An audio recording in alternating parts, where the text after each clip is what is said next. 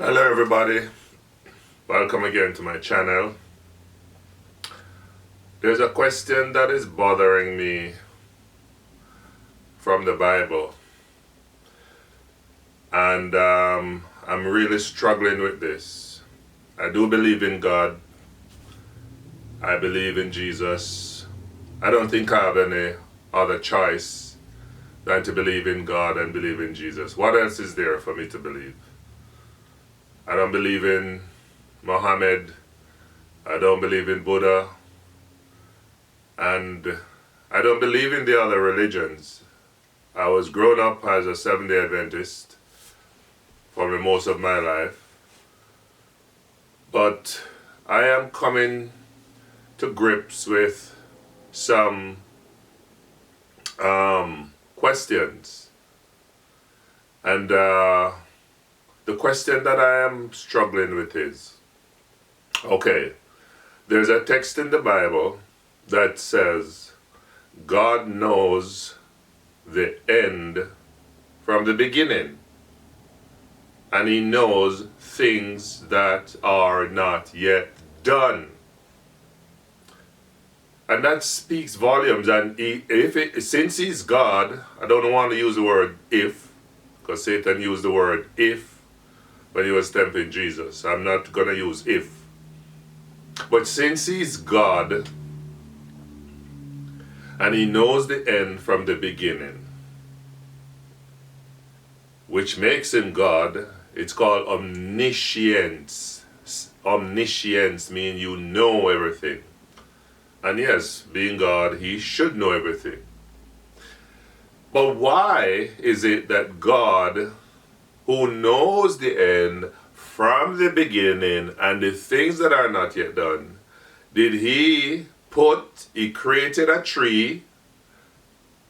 He created 3 trees.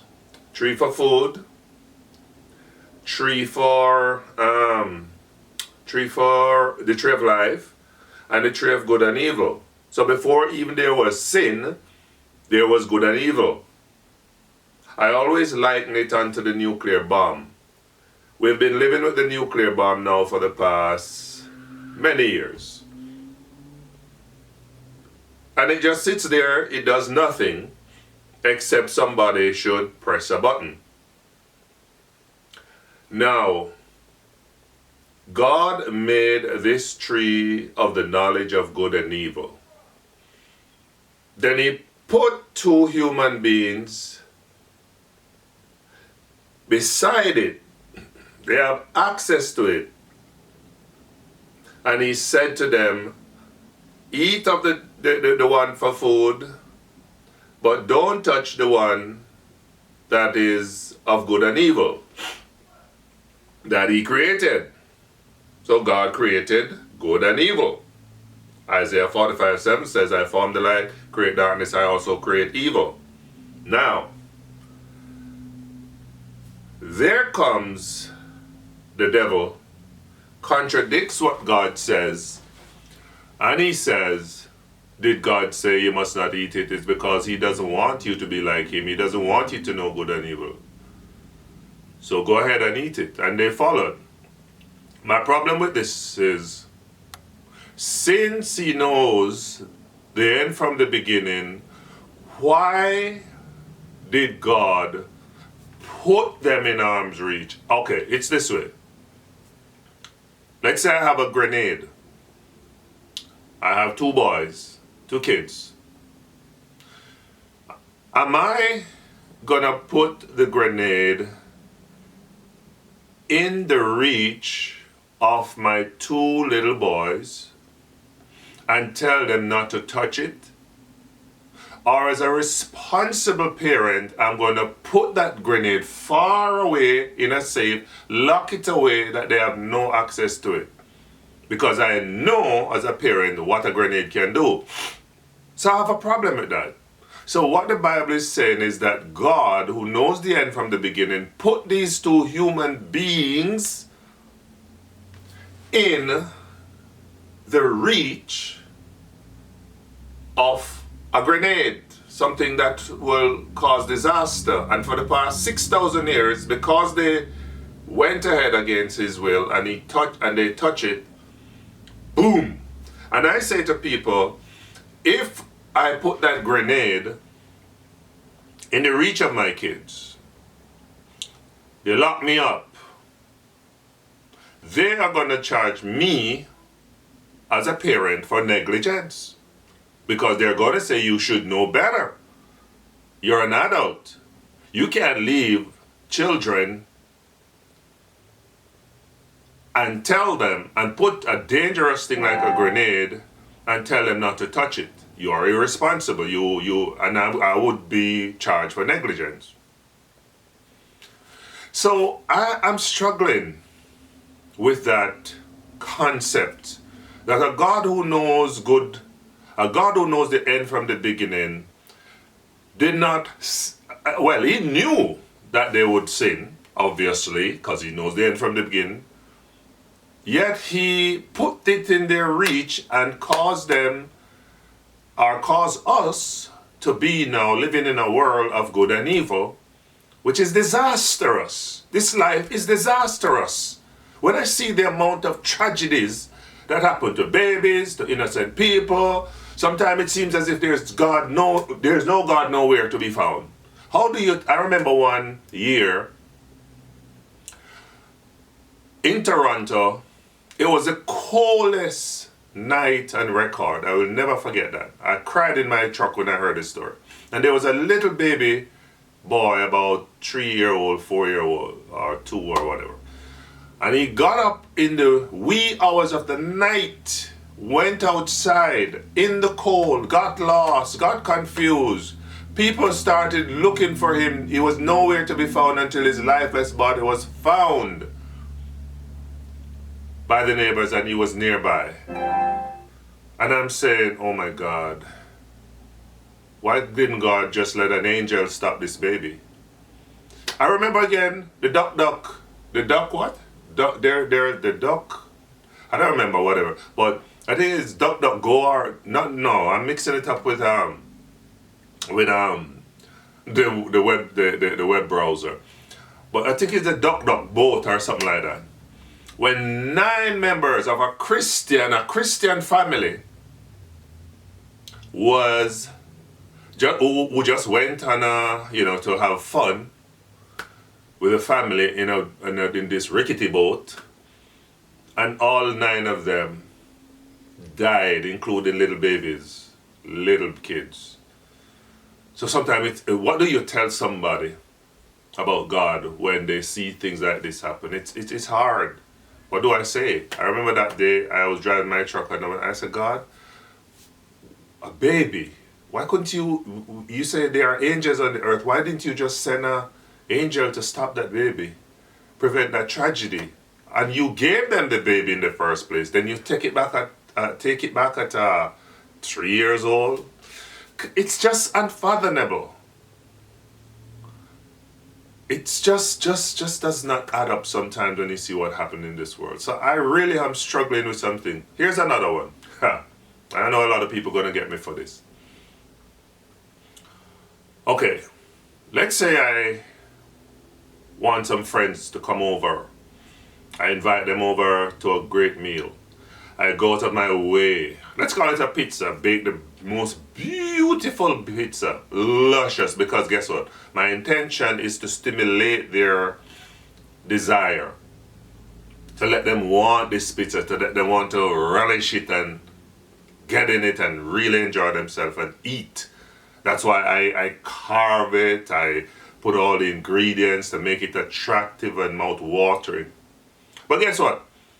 So I invite my friends and they come over, and all of a sudden I tell them, don't even look at the pizza. Don't look at the pizza. If you look at the pizza, you commit a sin. Doesn't make any sense, because I created the pizza for them to desire it. I'm using that to say women, man's greatest weakness. Pastors fail, popes fail, priests fail, church members fail for that thing, woman, desire. Who created desire? The last time I read my Bible, it was God who created everything. And when you look at a woman's body, it is intricately designed to stimulate a man.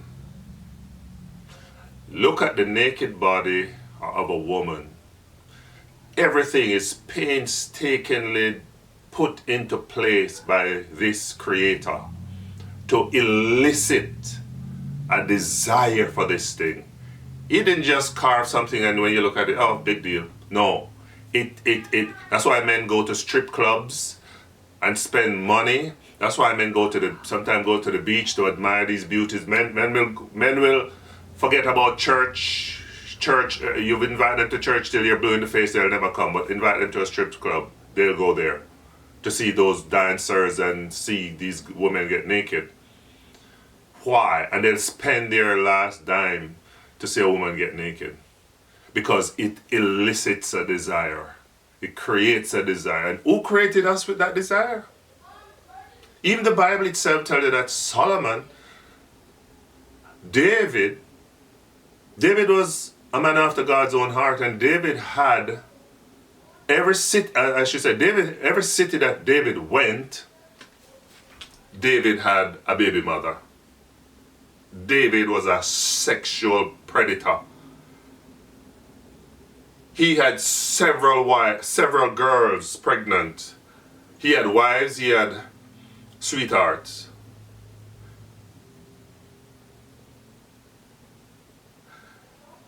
Then Jesus came on the scene and he said, if you look at a woman and lust after her, you have committed a sin in your heart. Why? Who created me with that desire? You, God. You created men with a desire for women. So why now I love something that you create me to love and then you condemn me? It doesn't make any sense. Oh, it doesn't make any sense. I create the pizza for the people, and when the people come, I say, don't look at the pizza, don't eat the pizza, you're wicked, you're evil. I can't understand it. Can somebody help me? And some of these Christians, they're so shallow, they have nothing to say. Sometimes I leave things and say, leave a comment. They have nothing to say, they're blank. I go on Facebook, I say, please give. When I question the Bible, I'm not saying I'm not believing in God, because I will always believe in God. I will always believe in Jesus. To me, I have no alternative. But I just question some things. And I'm wondering if we're being told all the truth. I don't even want to get in the fact that he created Adam and Eve, and then they have Cain and Abel. And then we are told that when Cain and Abel left the house, Cain slew Abel, so Cain left the house. He goes out, he finds a woman. How is it that the woman, and we in the Adventist church say, oh, it's their sister. So you're saying God approves of incest when he condemns incest in Leviticus.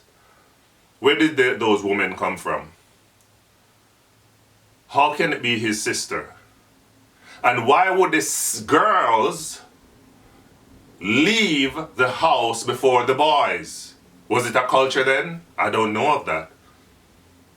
I don't know if anywhere in the Bible that says the boy always leave before the girls. So but that's another story. Leave your comments below. Let me know what you think. And I sometimes hate it that people are watching my channel and I ask for comments. They're silent because some of them have nothing to say. I mean, I get a few comments here and there, but I'd love to indulge in a discussion because I'd like some answers. I have been a pastor, I've been preaching the word, and I do believe in the gospel and what have you, but I am just asking these questions. Why is it, if God knows the end from the beginning, he did not prevent these things? Why did he create us with the desire to love something that he made, and when we love it, he says, you're condemned? Makes no sense to me. So leave your comments below. Let me know what you think. Thank you. God bless. Bye-bye. What? When are we going?